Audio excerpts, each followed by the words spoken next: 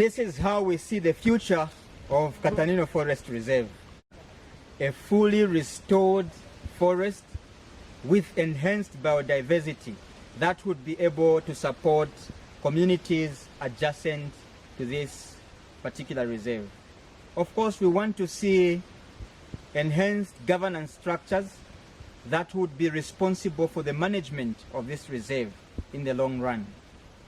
We would like to see enhanced livelihoods where communities should be able to generate enough revenue that would sustain their households and indeed be able to make a living out of the forest-friendly alternatives that have been introduced to them, such as beekeeping.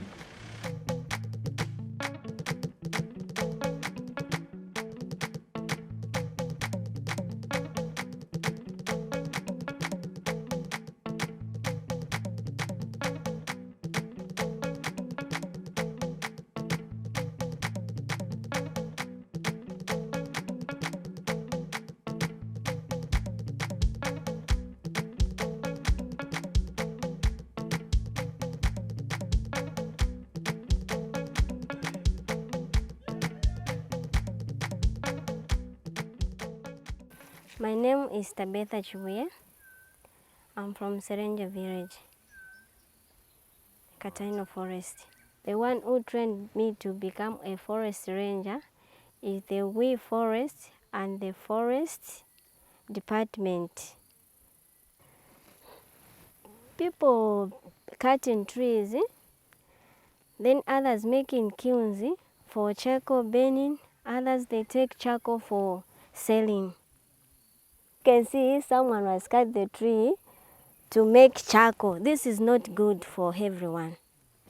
When I found someone in the forest, I have to teach him by telling he or she the cutting of tree in this forest is not good because as at now we don't have even mushroom. Even the rain is not raining because of cutting the trees in the forest. The forest will change in 10 years if we work together as a community by teaching people not to cut the trees down and not to make the kiln in the forest.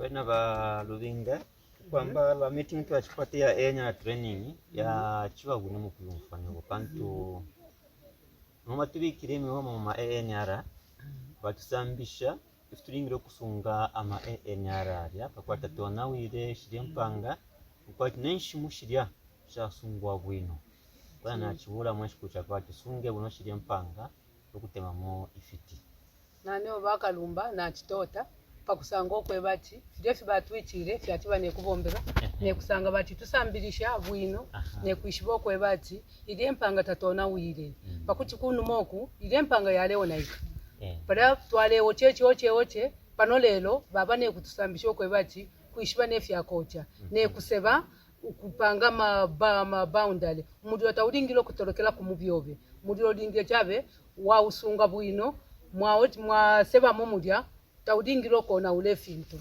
efina abona.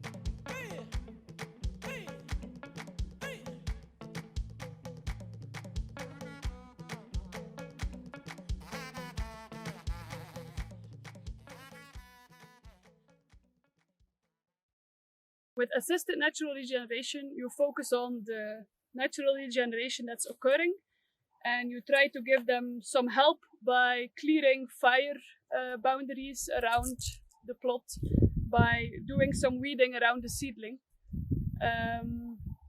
But for the rest, you just let it grow. Whereas with an enrichment planting, usually you would do that on sites where there is absolutely no natural regeneration present anymore. So you plant because you want it to go faster.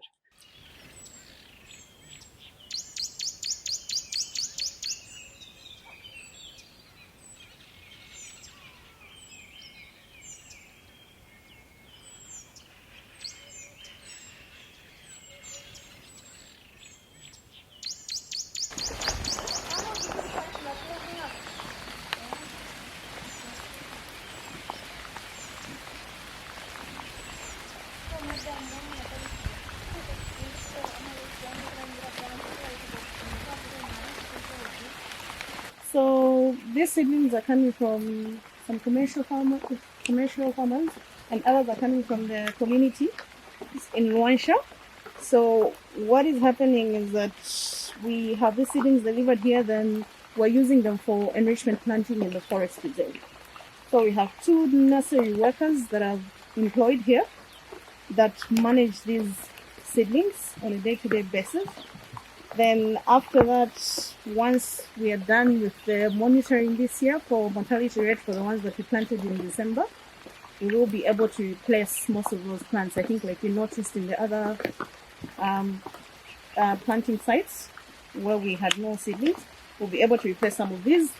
Okay, so we are now at the community nursery of Katanino.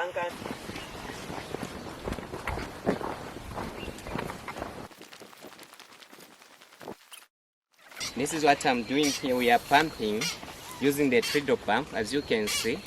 And the job, we are just 2 workers from the nursery. We are nursery workers, so we are 2. And how we are drawing water from the stream. That side is a stream. So this is how we are doing here.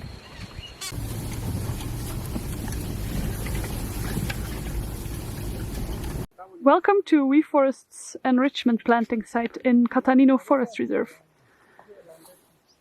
As you can see, no seedlings to see, at least at first sight. But yet it is the enrichment planting site. So what has been done here is there used to be agricultural fields here, and local community members from PFRA have joined forces to clear those fields so that they could be prepared for enrichment planting in the rainy season of 2020. So I'm now going to show you the team that has done this, and they are going to explain a bit in Bemba about how they tackled that. So good morning, PFRA members. Good morning, how are you? I'm good, and you? I'm very well, thank you. Can you maybe shortly explain who you are, maybe introduce yourself? Okay, ifwe tubomba tulabyala Sybryn aya tatwakwisha okubyala Sybryn ero tukitakiriyo okuwamya ero tulabyala 2.5 meters okufika paka nango so tubomba tubima PFRA members. Then nokukwempa tulakwempa batwakwempa twaisawo kyamu n'okwokyamu mbali kukana omuliro okwingira mukati. Ifwe nayo tulabombera kusebula mumabala mumbali mulyapa kuti omuliro detwise oyingire muno masampo plot kulya kubushira kulya. Okay, so we are now at one of the planting basins, so you can see that the seedling has quite a good condition. So, Calvin, can you say how you planted these seedlings and what species we are looking at? Tulabyala mu kutampa mu January okufika na mu February inshita ya mfula ero tubyala. So tulabyala tu Sybryn tubyala ne kutukirina okukwati twa umuliro no kutama umuliro palapa tuli apati. So instead yonse tutakia okula tamo okula wamia instead yonse. And the local name of the species is? Ishina lyaka kamutunika mupapa. Ishina lyaka. Mupapa. Mupapa nga wakula tulapanga mukwa maplanga. So as part of the good practice where early burning was done in time, we have this seedling that has survived. If this seedling was not exposed, or this area was not exposed to early burning, there was going to be intense fires that could have destroyed this seedling. But because early burning was done at the right time, this seedling stands a higher probability to survive throughout this year, and next year it will grow to a sapling level. So we are now working with community members to ensure that they understand these concepts, so that in the long run, when WeForest is not there, they should also be extended all the way to the 5 kilometer buffer, where farmers are able to do the same areas where they have set big hives that have been provided to them by WeForest. If these practices are inculcated in these local communities, they understand the value of having these resources. In the long run, we are guaranteed that we'll be able to mitigate the effects of climate change, and we will have forest stands that will be able to provide resources for the local community, and at the end of the day, they will earn a living out of the forest produce.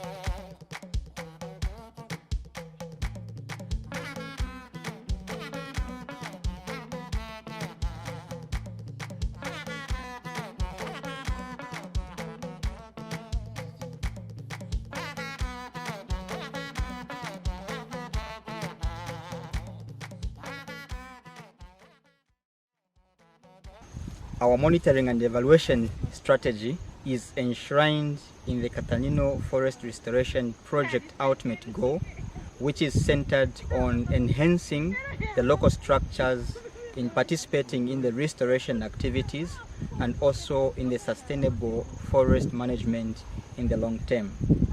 So our monitoring and evaluation covers 3 project components, which include governance, livelihoods, and restoration, which forms the basis for the Katanino Joint Forest Management Restoration Project.